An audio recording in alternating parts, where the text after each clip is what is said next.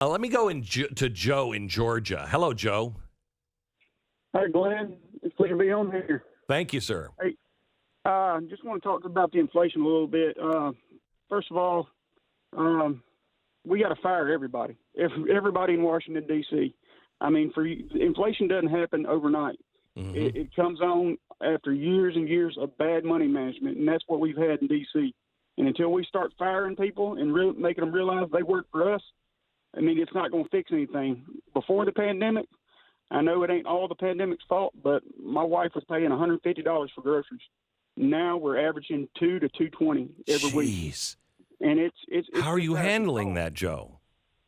I make good money. My wife makes good money, but we're not like everybody. I mean, we've kind of survived the pandemic because we got jobs that, afford us to work from home and do other stuff. But when you've got people that run bills that aren't standalone bills, we need to start running standalone bills.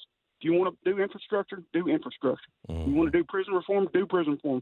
Quit packing full of pork and stop printing more money.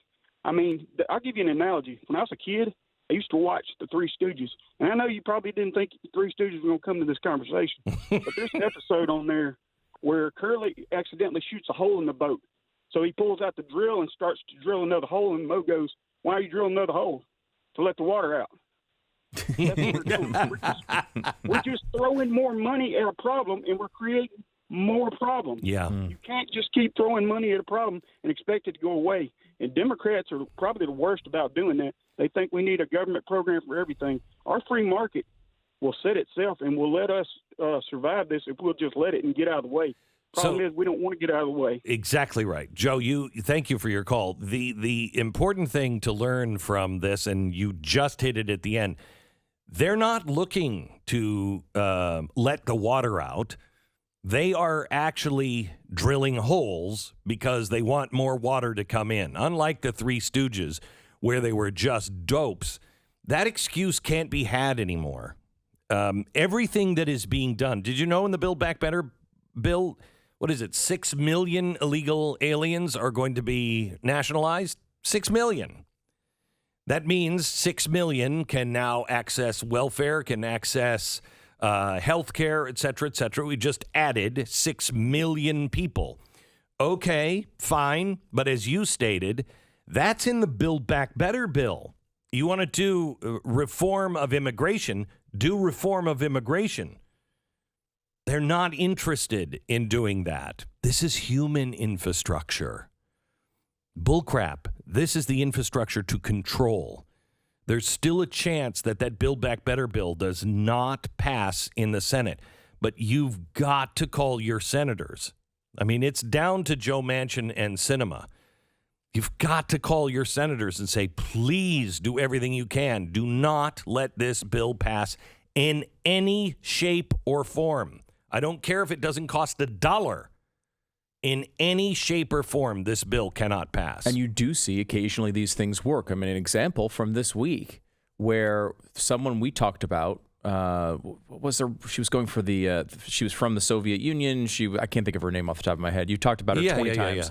Yeah. She was blocked by moderate senators. She was going for the banking. Yeah. What's her name? I can't think. It's driving me crazy. She former Soviet Union. She was going for the Comptroller of the Treasury, and there were 5 senators that blocked her nomination. That happened last week. That was a really, really good sign. 5 Democrat senators, by the way. Yeah. All of the Republicans. Omarova. Yeah. All the Republicans voted against her. 5 Senate. And I will tell you that I got a email from a senator who I alerted early on, and he said, can't be true. And then he did his homework, and a few minutes later he wrote back and said, oh my gosh, it is true. And he contacted a Democrat and said, you can't stand for this. You can't. And he educated that Democrat, and that Democrat educated the other Democrats. It was just alerting the senator, a friendly, this is what really is happening here.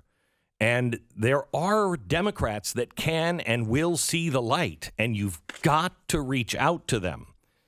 Because right now, Manchin is saying, I want it less than 1.5.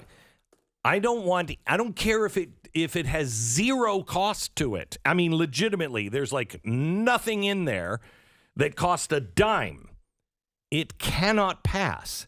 This infrastructure bill is a cage. It is the key to start the machine of the Great Reset and cannot be passed. We only touched on this for a second here, but it's worth reiterating that this audience is single-handedly responsible for blocking this wild nominee for Comptroller of the currency.